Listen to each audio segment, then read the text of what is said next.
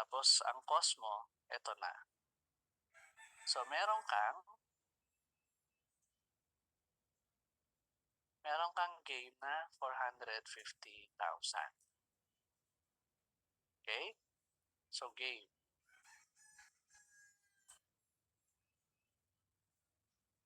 Okay. So, let's say naman, inheritance. Sa inheritance naman tayo. Sabi kasi sa video, ang value ng inheritance na gagamitin mo is yung value ng property at the time of death of decedent. Diba? Pero before tayo magpatuloy, kailangan natin i-discuss to. Yung decedent, sino yung decedent? Anyone? Sinong gustong sumagot? Sino yung decedent dito? Okay, ito yung namatay na may-ari ng property. Yung heir naman, ito yung tigapagmana. Okay? So, let's say, ang inheritance mo, ang value ng inheritance mo, 1 million. Noong namatay, o 10 million sabi natin, nung namatay yung, halimbawa, parents mo. So, yan yung value nung naiwan nilang property sa'yo. So, at the time of death, ito. Now, ang value na nito ngayon is nasa, let's say, 12 million. So, ang value niya now. Okay, so, halimbawa, let's say namatay yung parents mo, 2018. Diba? Bakit sila namatay? So, nagka-COVID sila. Okay, so ang value nung at the time of their death, ang value nung iyong inheritance is 10 million. Fair market value. So, ang fair market value niya ngayon, 2024, is 12 million na. Okay, sabi, pagdating sa inheritance, ang gagamitin nating cost, yung fair market value at the time of death of the decedent. So, ang gagamitin natin, 10 million. Okay, so let's say, ibinenta mo yung property ng 11 million. So, ang cost na gagamitin mo, ito na. 10 million. Kasi ito yung value niya at the time of death. So, you will have a gain of 1 million for that. Okay? Maliwanag? Naintindihan? Okay, sa gift. Sa gift naman tayo. So, let's say we have A. We have A, we have B, we have C, we have D. Okay? Si D, ikaw to. Okay? So, let's say yung property na si C magre-regalo sa'yo ng property. So, ang problema dito, ano magiging value ng property? Papunta sa'yo. Kasi nga, niregalo lang eh. So, libre lang.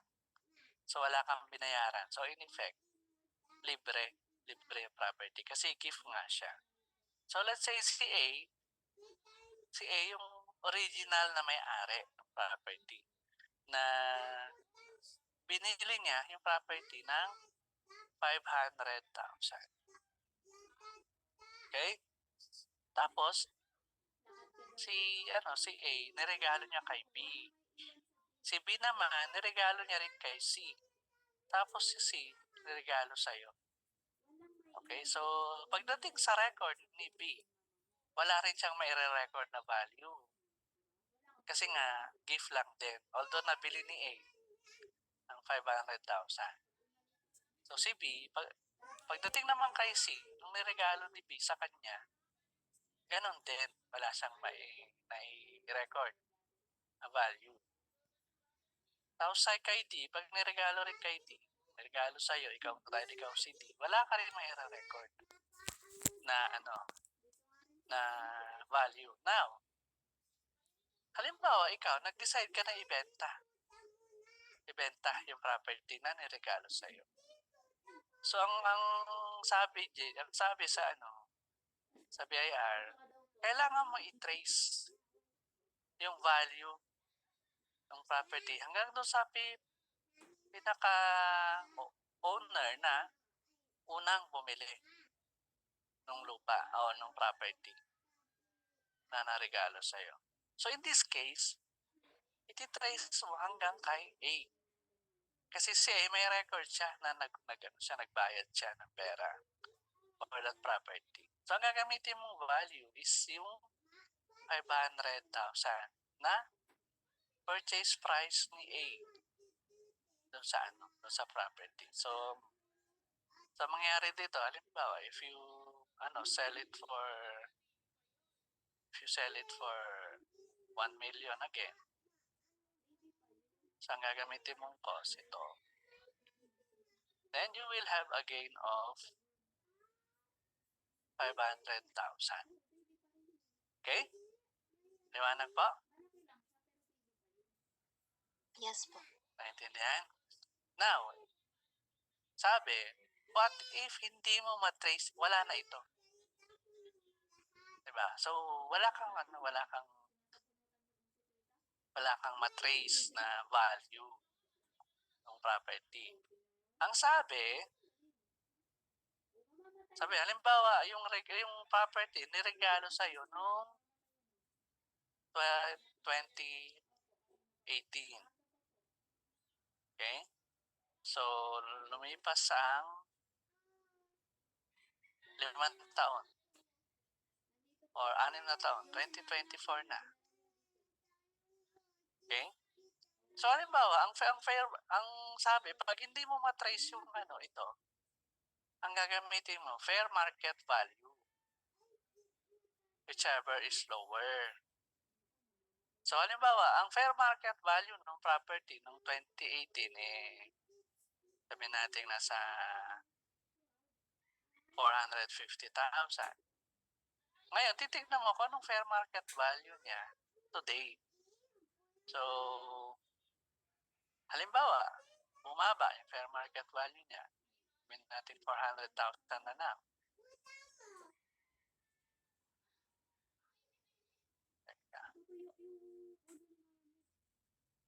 So, 400,000.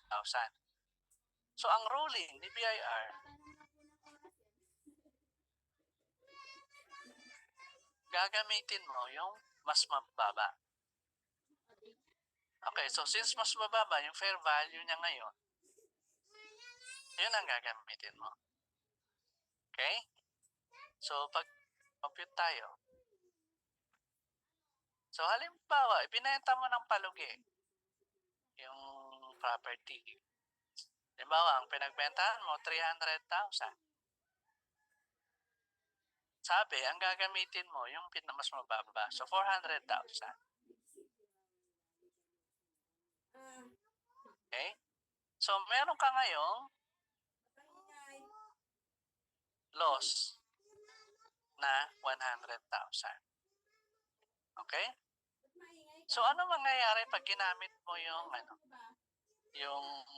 mas mataas na fair market value?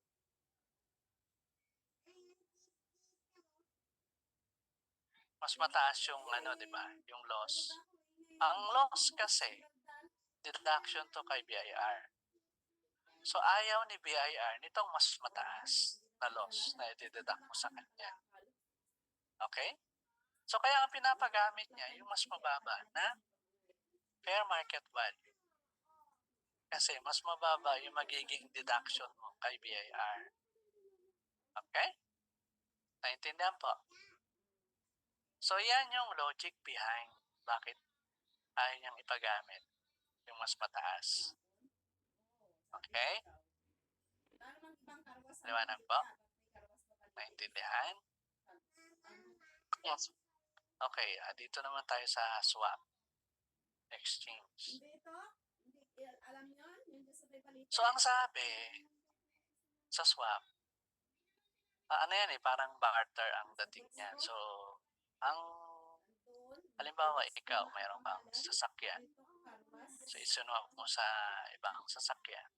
Ang gagamitin mong cost ay yung fair market value ng property. Halimbawa, meron kang hatchback na sasakyan. Ang fair market value ng sasakyan mong hatchback, 150,000. Now, gusto mong bumili ng SUV. Pero mayroon kang existing na sasakyan na. So, you decided to just... Ang fair market value ng SUV is 200,000. Okay, so normally kasi, ang gagawin mo dyan, kung gusto mo ng SUV, ibibenta mo muna tong hatchback. So, kung ano mapagbentahan mo, dadagdagan mo na lang para makabili ka ng SUV. Okay? Now, pwede mo namang iswap. Ang tawag doon, straight swap. Okay? Basta merong pumayag na may-ari ng SUV na makipag-swap sa'yo. Okay? So, ang kukunin mo, ngayon, ang magiging mo dito, as if your selling price is yung fair market value ng SUV, 200,000. Ang iyong cost, magsisilbing cost, yung fair market value ng iyong hatchback.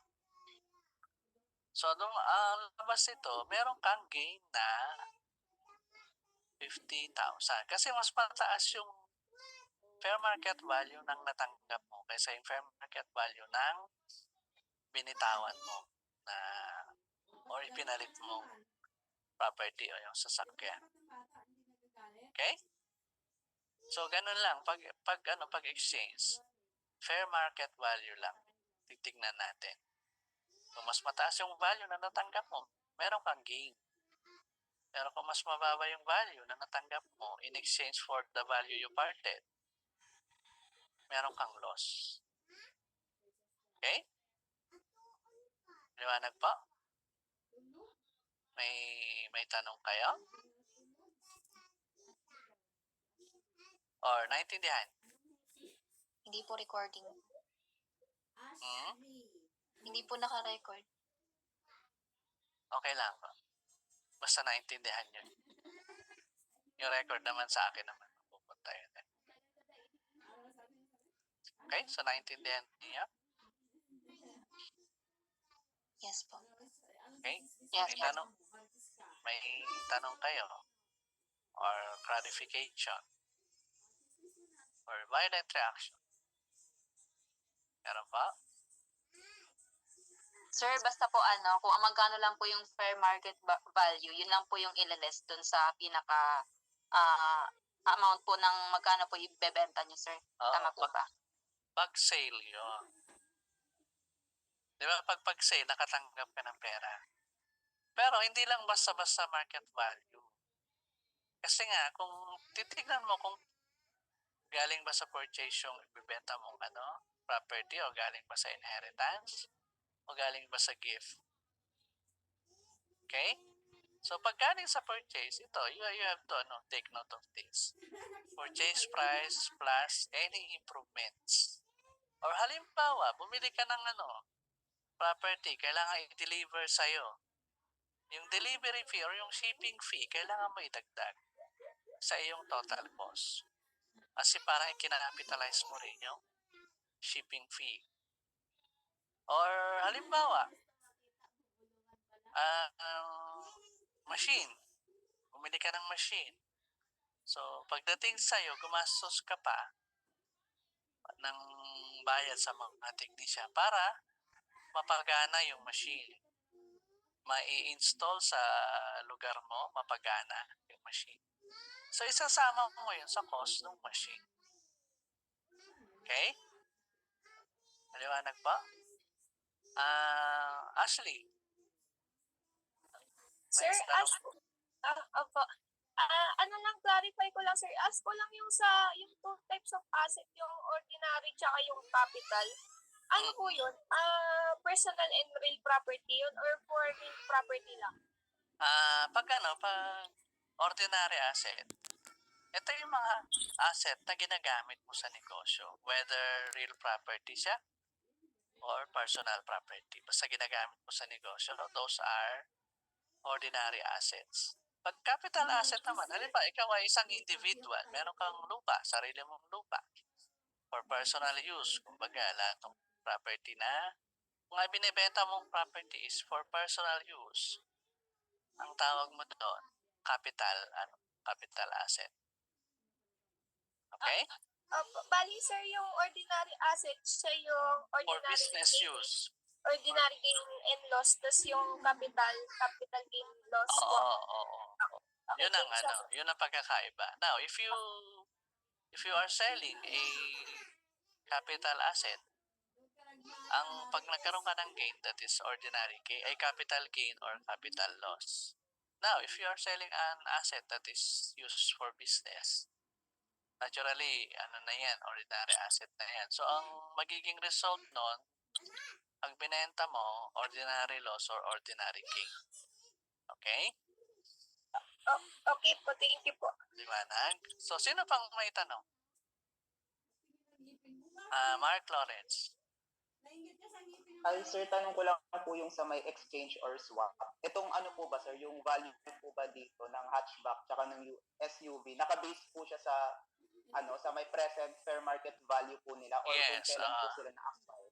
current fair market value ito. Okay po, sir. Okay? So, meron pang Ashley, may tanong ulit? Wala na po, thank you po. Okay. Salamat naman. Hala ko may tanong ka ulit eh. Okay, so mayroon pa bang tanong? Diba? Wala na kayong tanong? So, Ashley? Sir, ask ko lang yung part of inventory. Di ba sabi yung inventory value? Ano po yun, sir? Ano yun? Kung part ng inventory mo, pambenta mo sa ordinary asset yun. Kasi sa business mo yun, di ba? So, ang gagamitin mo, current cost. Diba, kung magkano mo binili, yung huling bili mo ng inventory, yun ang gagamitin mo as presyo ng mga inventory mo, yung beginning inventory mo. Okay? So, ang kukunin mong presyo doon, yung pinakahuli mong bili. Yun ang gagamitin mong cost ng mga remaining inventory mo na nasa bodega mo pa. Okay, it's as if ang presyo ng mga yon is yung kapresyo nila, yung inventory na huli mong binili. Okay? Sige po. Thank you po. So, we're good? Sino pa mo may tanong? Tanongin nyo na lahat. Ang gusto may tanong, wag lang man. Okay? Kung wala na kayong tanong, announcement, ang iyong midterm is March 22. Kaya that's Friday. So March 22. Actual lang schedule ng midterm is 22, 23, and 24. Pero sa inyo, sa section ninyo, gagawin natin ng March 22 kasi nga MWF ang schedule nyo sa akin. Okay? Plus, anong year na pala kayo? Second year? Yes, sir. Okay, so meron tayong General Assembly ng mga CBA students dito sa Cainta on Friday. So, sabay ang first year and second year. Ang oras ng assembly is para sa first year and second year is 8 to 12. So, you are required to be here. Ang venue sa theater, 6th floor, sa building 4. Okay? So, you have to be here. Kung may mga klase kayo, during that time, excuse kayo. Basta umattend kayo ng assembly. assembly. Okay, so for the secretaries, please check the attendance of your classmates. Kung umattend ba sila o hindi. Okay? May concern regarding the schedule? Kung wala na kayong mga tanong, pakiayos na yung mga camera